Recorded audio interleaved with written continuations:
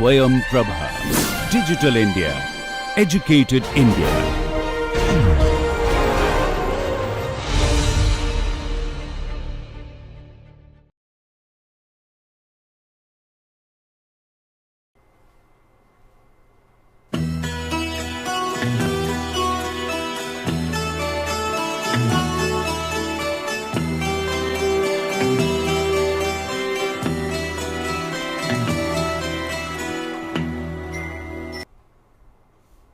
In this class, we are going to discuss about ball and journal bearings. As you know by now that everything depends on our bearings. We put our transducers at the bearings, okay, but the bearings themselves could be having fault.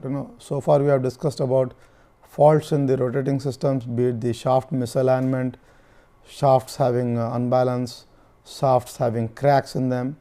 But eventually all the measurements are done at the bearing locations, and we in the earlier cases we had assumed that the bearings were okay, but that is not true.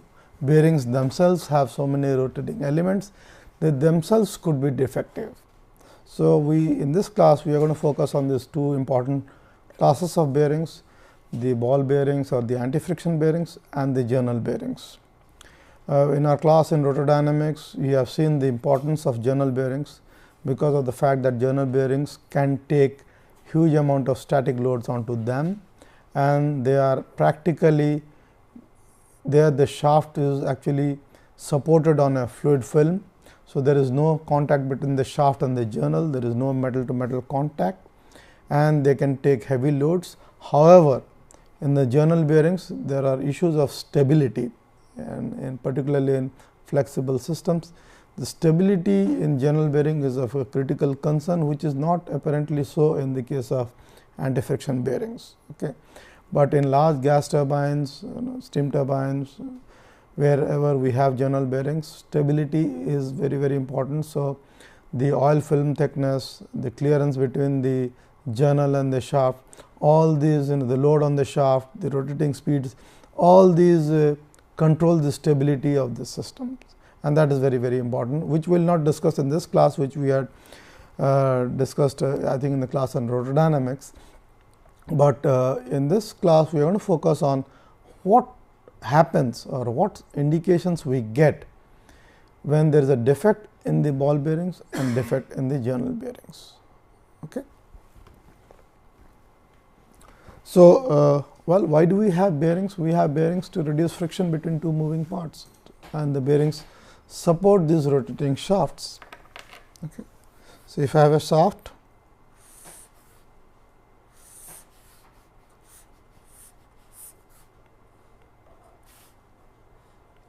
which is rotating, shaft is carrying a lot of weight. So, they have to be supported on bearings.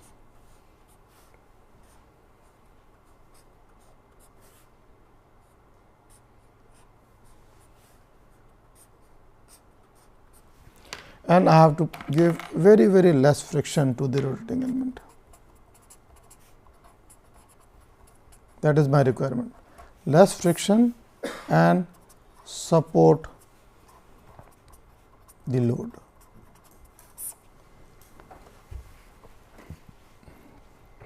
So, one way to reduce less friction is to have them finely polished surfaces, hard surfaces, which will not wear off, and then they will support load. Another is put an oil film. Now, when you have this oil film here in a journal bearing, you have an eccentricity, okay, because of the converging diverging zone. There will be this fluid pressure, the fluid here, and because of the fluid pressure, this shaft is going to get lifted off the journal, and then the shaft is going to support. So, we have the case of the journal bearing,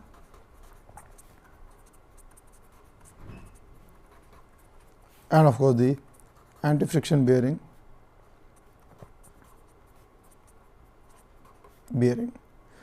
But in the journal bearing, particularly there is a layer of oil or lubricant.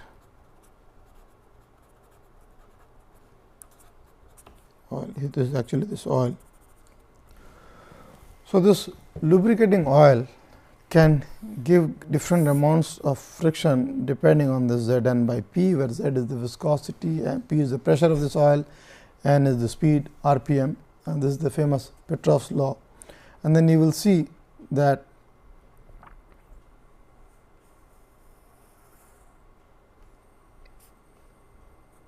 okay.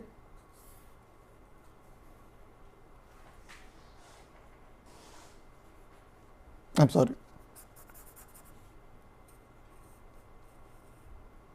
At some extent this will go up. Okay. And this is the case of the boundary layer, where the boundaries are almost touching, mixed layer, and then the hydrodynamic. Okay. And we are talking about bearing in this hydrodynamic region, wherein the friction is less. Okay. So, this anti-friction bearing could be of many types, could be ball bearings, roller bearings. Basically, an anti-friction bearing has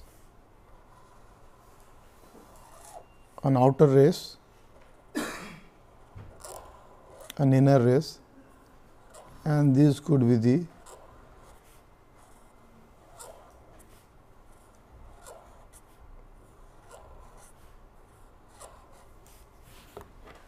this is the outer race, this is the inner race, these are the rolling elements.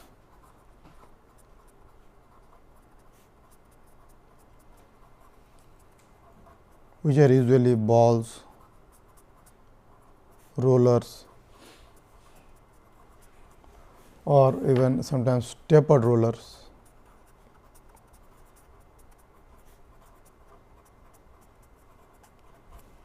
And then there is a cage or a retainer, which ensures that no two rolling elements come together. A thin metal strip, and they are actually riveted here, and this is the cage or retainer.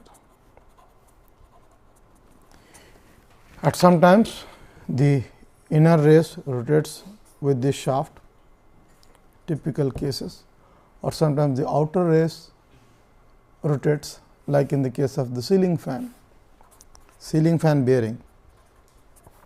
The hub is actually stationary, hub is attached to the ceiling, the shaft coming on. So, ceiling fans outer race rotates. In typical other cases, all the electric motors etc., it is the inner race which is rotating.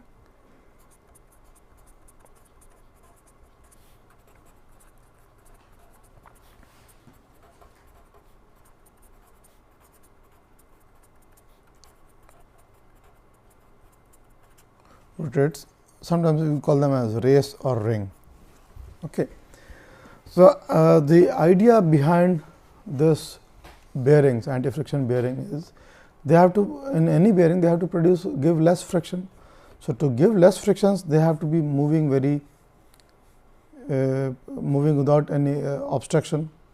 So, these elements are manufactured to be very fine surface, hard surface, and they are lubricated once they come out of the factory. They are lubricated at the factory and sealed forever. Okay, thin layer of lubrication.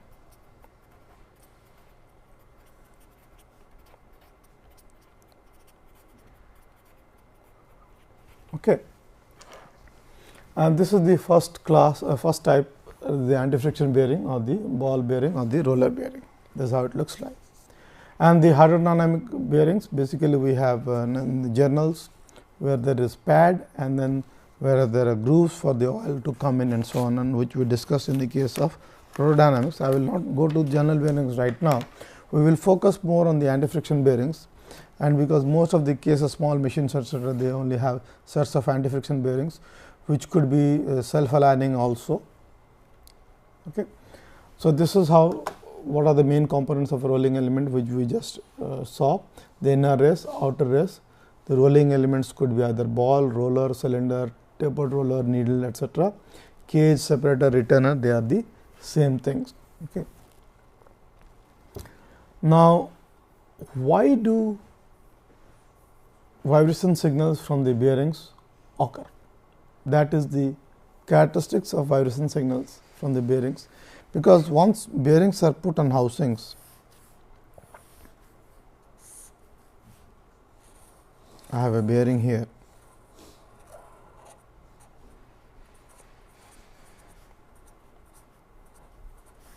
and this is some shaft, and I have put a transducer here. This is my transducer.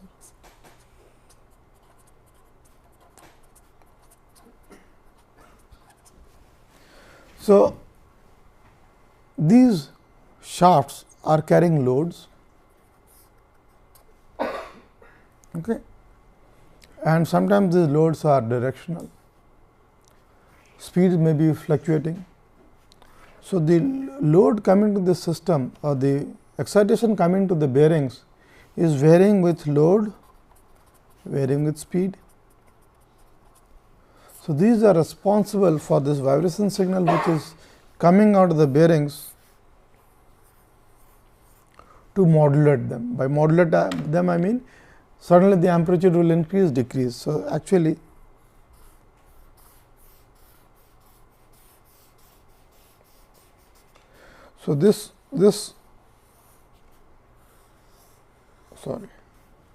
these are the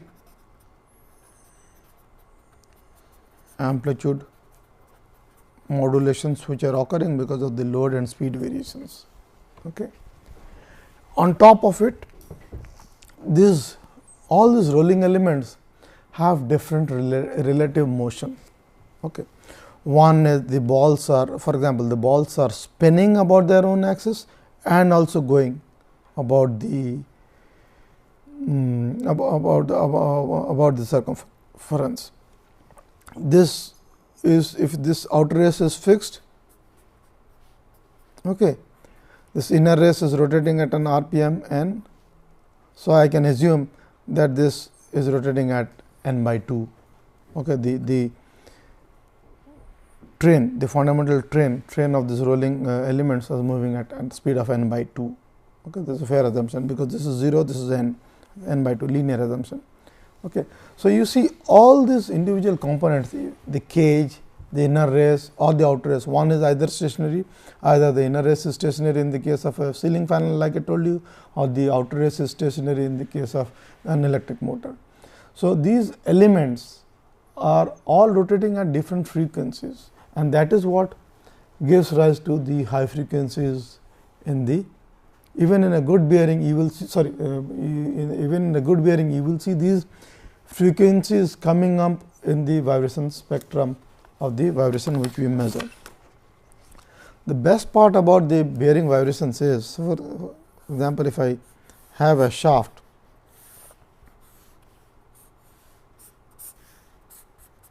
which are supported on bearings, these are my bearings, and I have put my transducer somewhere here.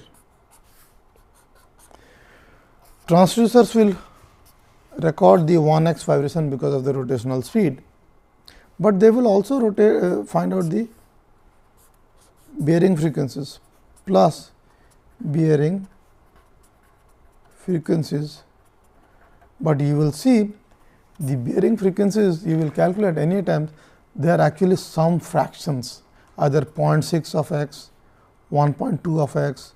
So, and they depend on the bearing geometry. By bearing geometry, I mean the pitch diameter, the ball diameter or the rolling element diameter, the number of balls small n, the rotational speed, the contact angle. So, these frequencies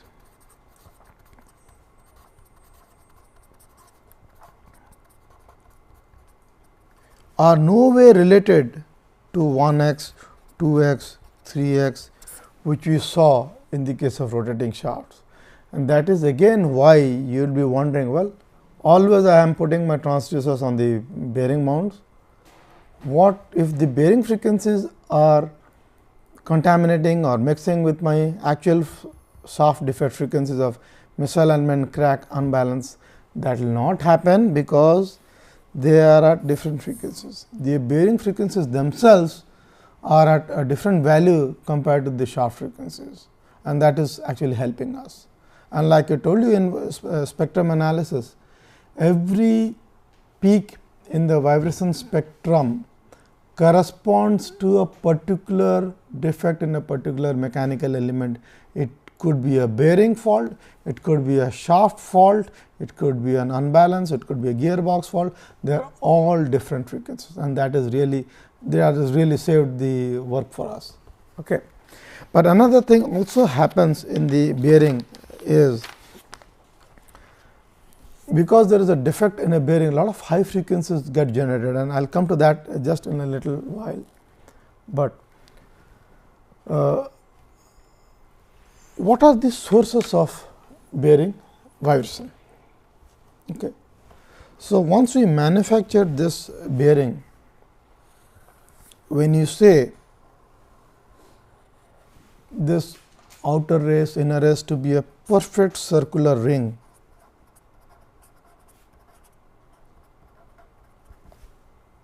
we manufacturing them through a grinding process, through a polishing process, through a buffing process to make a perfect circular ring. But after this ring has been manufactured, if you take a dial gauge and measure the ovality of this ring, it will not be circular. You will be surprised to know that it will be somewhere this is not a sharp peak here, but these variations, a ring, a circle which should have been the green circle, actually looks like this, and this could be order of 2 micron, very small, but this is there in a new bearing also, and this is known as the waviness of the ring, or what is known as the out of roundness. Through a precise measurement of the wave of the surface profile, you will see that it is not a perfect circle, it is something like this. So, bearing manufacturers, when they manufacture bearing, they ensure that they do good amount of finishing operations in the buffing, final polishing operations, so that this happens. And on top of it, if you will see that we have these rolling elements actually riding on these waves.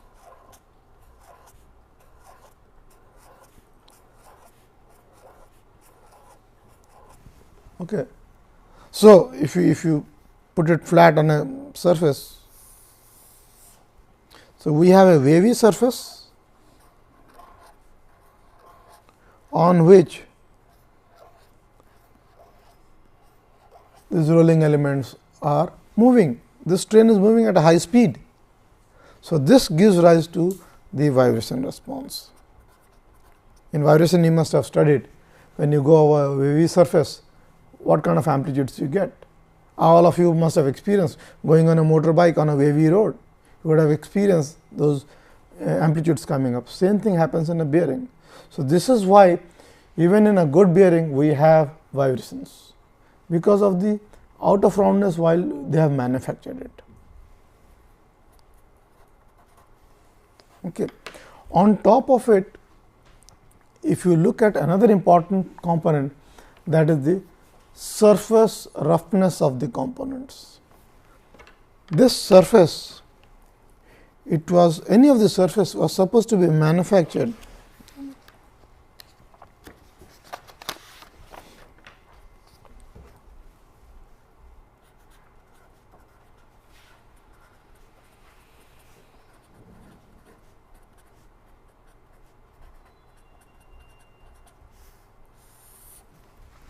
all these surfaces were supposed to be manufactured as nice flat surface with an RA or the center line average of the surface roughness to be very, very low.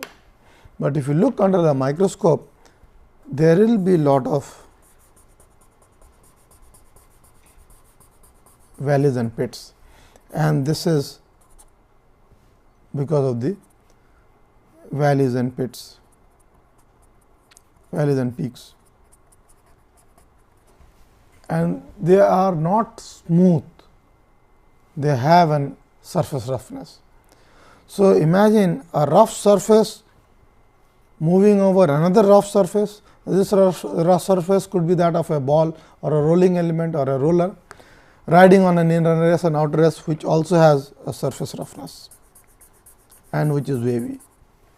And this is what is actually there in a bearing at a microscopic level.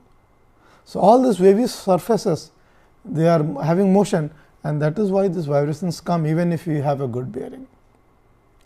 Now, to reduce this, manufacturers what they do is they ensure that they have good amount of manufacturing operations in terms of polishing operations.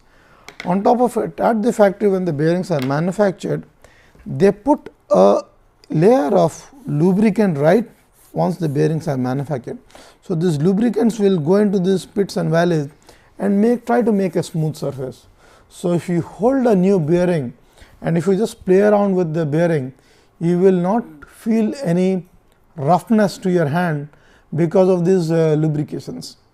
To remove the lubrication, if you take this new bearing and wash it with kerosene and remove the lubricant, you can all do that and feel it, you will feel very too much amount of roughness in your feel, because the vibrations have increased because you have removed the lubricant by washing it with kerosene. Okay. So, that is the reason why new bearings also have vibrations. It is not true that new bearings will not have vibrations. New bearings have vibrations because of these two reasons, waviness and surface roughness. On top of it, things become more complicated. In the sense, let us come to this case of the presence of dirt. Now, imagine on a surface, smooth surface, you suddenly come across a bump or a pothole. So, these, and then you have a rolling element.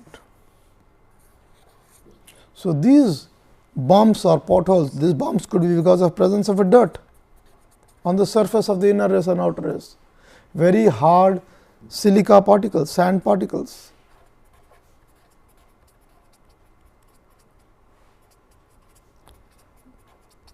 They are very hard, they will not disappear.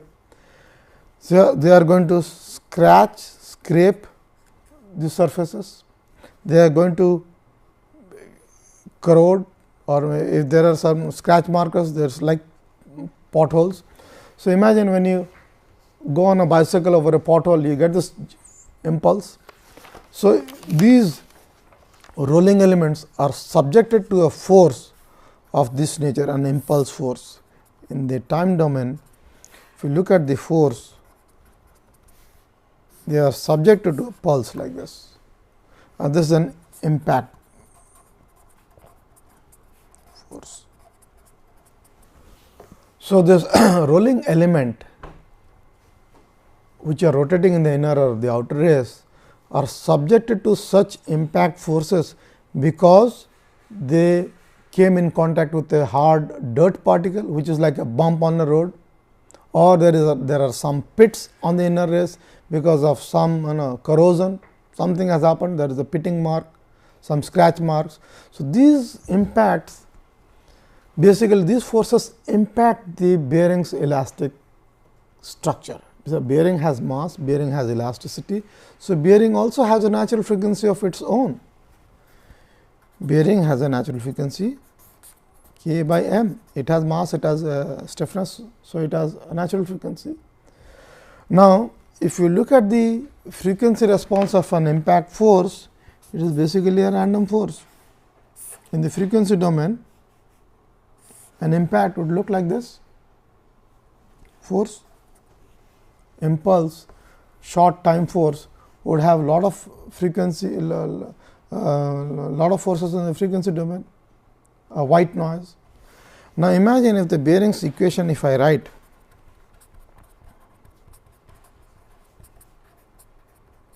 some force, this force happens to F sin omega t, where it is omega is equal to 1 infinite for that matter, because this goes all the way up. So, that means this bearing is getting excited at all frequencies. Agreed? Why did they get excited at all frequencies? Because of this impact force or impulse force. So, the right hand side of this equation has got all the frequency components. Now, it may happen, so these are the forcing frequency. It may so happen that the forcing frequency is equal to the natural frequency of the rolling element. Bearing has been designed. So, and we always design a bearing to ensure that its natural frequency of a bearing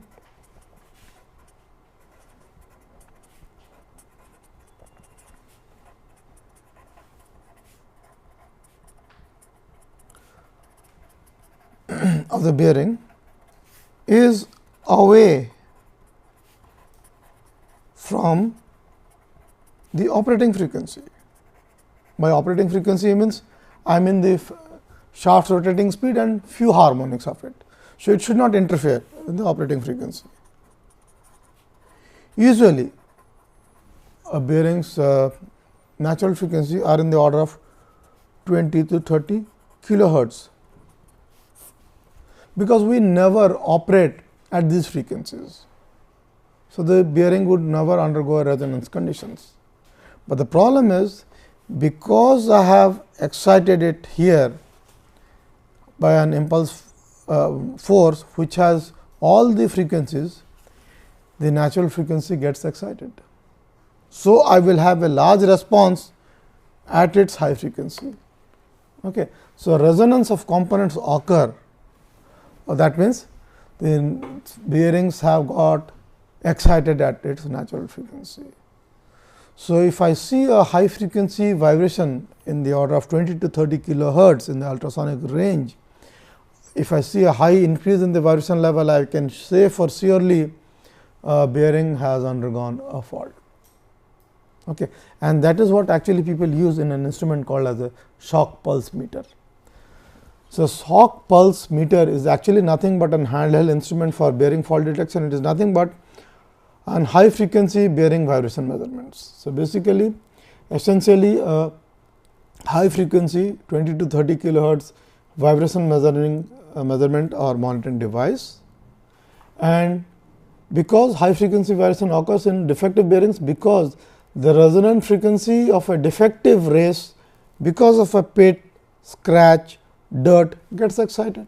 And you know the physics why it got excited, because I excited the right hand side of the equation by a forcing function which happens to have the natural frequency of the system. Obviously, so resonance happened and then I have high frequency vibrations. So, a bearing vibration, a bad bearing vibration would have the frequencies of these inner race, outer race, cage, retainer, etc., plus a sure case to say that the bearing has failed is when you see a high frequency vibration in the 20 to 30 kilohertz range. Okay. So, to understand this, we did a small experiment in the lab. And basically, what we have here is a motor driving a 6203 bearing. Okay. And all we have to do is put an accelerometer and put a filter, have a NI data acquisition card, and we take all the data to the computer, and then we have a photoelectric probe to measure the rotational speed, because as you will see all the bearing frequencies are dependent on the rotational speed of this shaft, and these frequencies can actually be calculated. And in fact, the rolling element bearing defect frequencies, we can call them as defect frequencies, we can call them as bearing frequencies as also, and they are given by these equations. The outer race defect frequency is given by n by 2 times RPM by 60 times 1 minus ball diameter by pitch diameter times cosine of the contact angle beta. Okay. And one is minus, one is plus, and then the ball defect frequencies, where small n is the number of balls, RPM is the relative rotational speed between the inner and outer race, BD is the ball diameter, PD is the pitch diameter, and beta is the contact angle. So, these can be calculated from the bearing manufacturer, where all the bearing manufacturer give this data. Some of them give only the ball diameter, not the pitch diameter. Sometimes they do not give the catalog in the catalogs the number of balls, but you can always find them in the internet or measure them or talk to the manufacturer. So, here what we have done in this experiment is, we took a 6203 bearing, okay, which had a ball diameter of 6.747 millimeters, pitch diameter of 28.7 millimeters. The number of balls in the rolling element bearing was 8, contact angle was 0. So, cosine beta is 1, speed of motor, it was running at 1800 RPM, is 30 hertz. So, this motor was running at 1800 RPM. We have a bearing here, and in this bearing actually we had a series of 6203 bearings manufactured by a company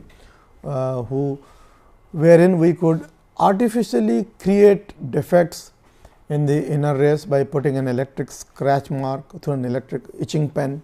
We could create scratch marks in the rolling elements, we could create scratch marks in the outer race.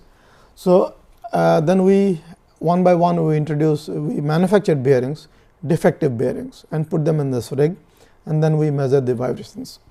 So, the theoretically calculated values for a rotational speed of 30 hertz, the fundamental train frequency is 11.4 hertz, ball spin frequency is 60.3, outer race frequency is 91.8, inner race is 148.2. You will see here nowhere the bearing frequencies are multiples of 30 hertz. There are some decimal fractions of the inner race, outer race of the rotational speeds. So, that is a good indicator. Now, this one here, just to give you a feel of the bearing vibrations, how they look like when there is no defect and there is a lot of defect. So, when there is no defect, the amplitude levels of vibrations are very, very low if you compare to the second one, which is a case of a defective bearing. And if you look at the time history, they are almost periodic, okay, and then there are very small peaks, but the magnitude is very, very low, 0.01. But in this case, we have bearings which were there were a lot of defects, and you will see this impact nature. Okay. This is because of the potholes or the dirts, so it is ringing. Okay. So, this is, if you just look at the time domain signal of a good vibration from a bearing and a bad vibration of a bearing, you can right away say, looking at it, this is a bad bearing. Okay. So, you will see time domain analysis itself is very, very helpful to identify bearing faults. And if you will do the feature calculation from these signals, like its mean, RMS, you will see obviously the RMS value of this is much higher than this. But there are factors like the kurtosis of the bearing signals. If I measure the kurtosis, you will see the kurtosis values of these bad bearings are pretty much high, more than about 4 or 5, and then you can say for sure that this is a bad bearing. And this is how the spectrum looks like. The earlier example was for the case of the time domain, okay, and then these are both time histories. The same now has been converted to the frequency domain, and from 0 to 500 you will see for a good bearing the amplitudes are low and you see the fundamental tone frequency and the shaft frequency showing up, nothing else. But once you have defective bearing, first of all the amplitudes are high, and almost in this case there was an inner race defect, the ball defect or outer race defect, all these frequencies are showing up. Okay, and these are sure cases, and in this bearing we are not even monitoring the high frequency vibrations I had told you about 20 to 30 kilohertz. Okay, but the reason I told you to monitor the high frequency vibrations from 20 to 30 kilohertz is for the fact that bearings are actually put in systems where there could be frequencies of faults from other defects like in shaft misalignment, unbalance, etc. So, they will smear the spectrum. Okay. It will be very difficult for you to distinguish many frequencies, other defect frequencies, okay, unless you have a very fine resolutions or really a good eye for it. Okay. So, a sure test is that high frequency monitoring through a shock pulse measurement. Okay, and this is how this waviness and out of roundness looks like. So, this is the good bearing acceleration signal. Okay. This is the bearing signal with outer race defect. Okay, you can measure. Okay, you see 1, 2, 3, 4, 5, 6, 7, 8, 9, 10, 11, 12, 13, 14, 15, 16, 17, 18, 0.2 by 18. That would be approximately how much? About 0.3, is it? On the time period is 0.2 seconds. So, 200 by 18, 0.01 seconds. Okay. Okay, and this is 1 by 30 is actually 0.3, isn't it? 0.03. Okay. Anyway, you can actually, looking at this, you can say whether the more what is the spatial spacing of these defects, whether 2 defects are there or 1 defects are there. In fact, I am not sure about what defect we have put here. Okay. But this is that no defect case, only with outer race defect. Okay. The multiples come up. It is not only the single frequencies, but also their multiples. Yes, 2 outer race defects 180 degree apart. In this case, what we did is we created one defect here and another defect here.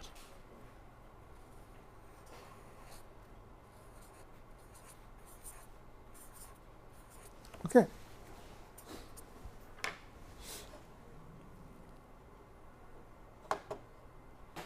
And this is for the inner race defect. Sometimes you will see the shaft frequencies showing up because the inner race is attached to the shaft. And here when we have the ball defect, only defects in the ball frequencies will show up. And how are these frequencies calculated?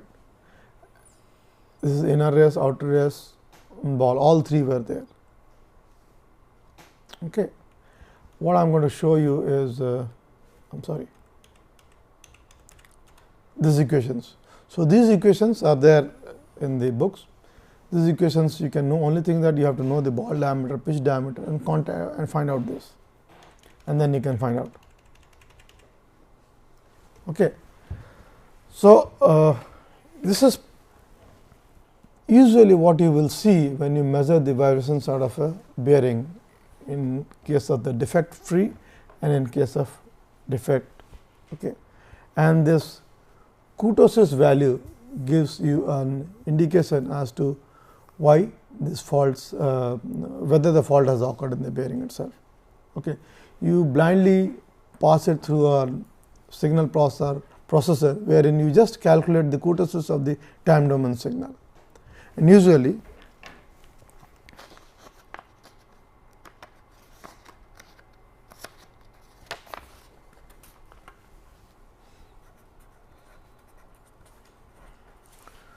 kurtosis gives the peakiness of the signal. Okay. And if the kurtosis value is greater or more than 5 is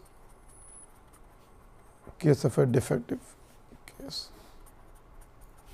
and less than 3 is the normal case. Okay. Because if this bearing faults go unnoticed, for example, a crack in a bearing outer race, if it goes unnoticed, we are going to have problems. The bearings are going to fail. Okay. And many times I'll tell you in other case studies, many times when particularly in electrical motors, when there is a electrical conductance occurring through the bearings, because the shafts are carrying rotors, okay, and there is a lot of magnetic flux, and this flux gives rise to small ground voltages. Okay. And this at the bearings, because of the oil film, that is a sparking, very significant sparking occurs. So, if this grounding is not done properly, the sparking is going to occur, and the sparking is giving rise to pits. So, if a bearing goes dry, not lubricated, not properly cared for, pitting marks will occur. Pitting occurs because of electrical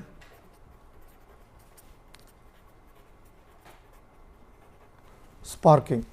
So, this is going to give rise to the initiation of these defects. Okay. So, a good bearing has to be lubricated, kept in dirt free environment, and ensure that pitting, dirts do not enter, and then you also do not overload the bearing more than it was designed for. So, bearings, if they go unnoticed, eventually if a bearing fails, your machine has failed, your shaft is going to come down, loads are going to come down, everything is going to fail. Misalignment in the shaft is going to give rise to a high axial force. Sometimes in the journal bearings, parrot bearings, you will see a lot of ununiform wear occurring. Ununiform wear again gives rise to ununiform clearances, and then the forces are going to vary, the support forces are going to vary. Again, this give rise to fatigue loading. So, it is actually a dominoes effect, kind of one leads to another. Okay. So, you have to be careful whether who came first. So, I will give you at the closer, I will just talk about a small case in particularly in a paper mill, wherein we have to be careful about the supporting the bearings which are there in the number of rolls which are there in a bearing. So, this is the flow chart of a paper mill.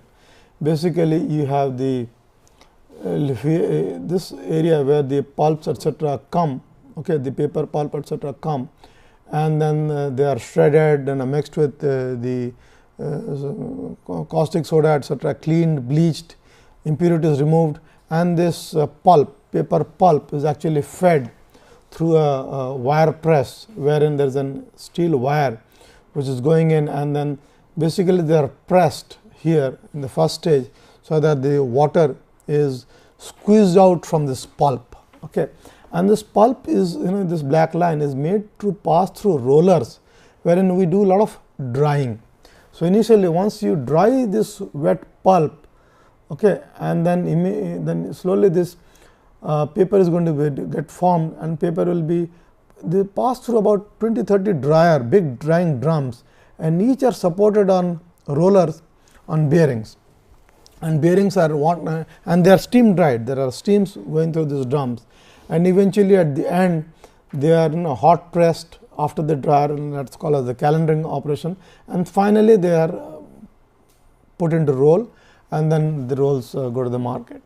So, if you will see in a typical paper mill, there are about 200 to 300 rolls, just rolls rotating at, and a typical speed is about 1000 meters per minute.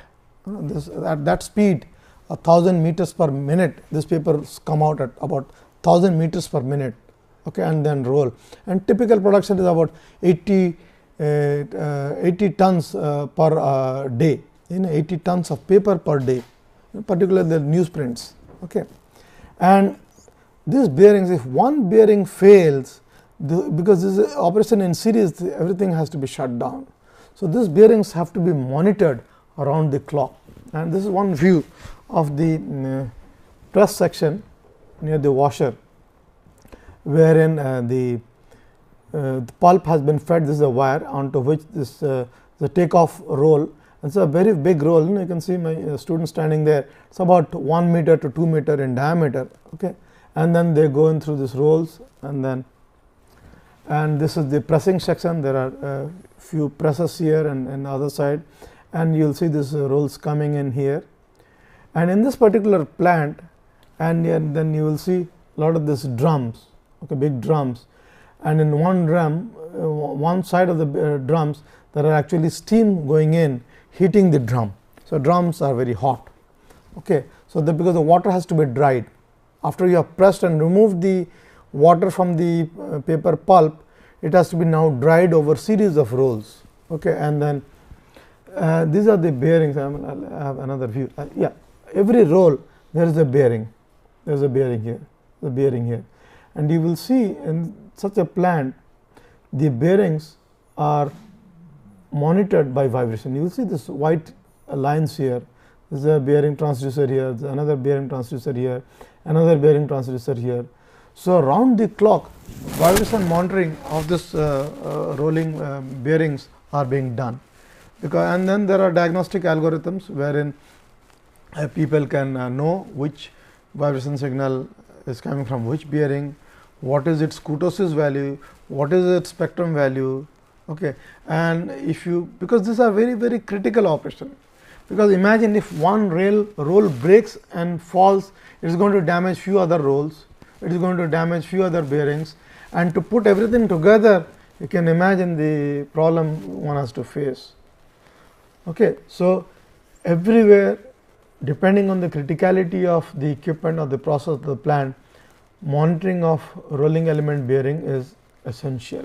Okay. And particularly in paper mills, etc., this monitoring of bearings is done sometimes continuously online through these.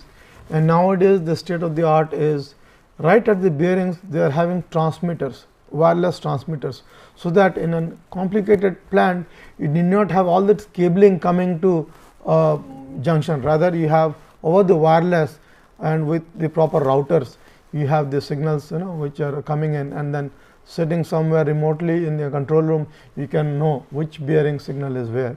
And people are now in fact monitoring them over the internet. Okay. Sitting in Kharagpur, you can be monitoring a plant in Malaysia. Okay. It's possible.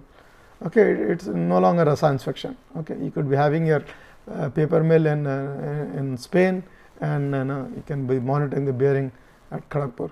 Okay. And then you can be giving them diagnostic measures they have to take. Okay. Okay. Thank you. That will be enough of it.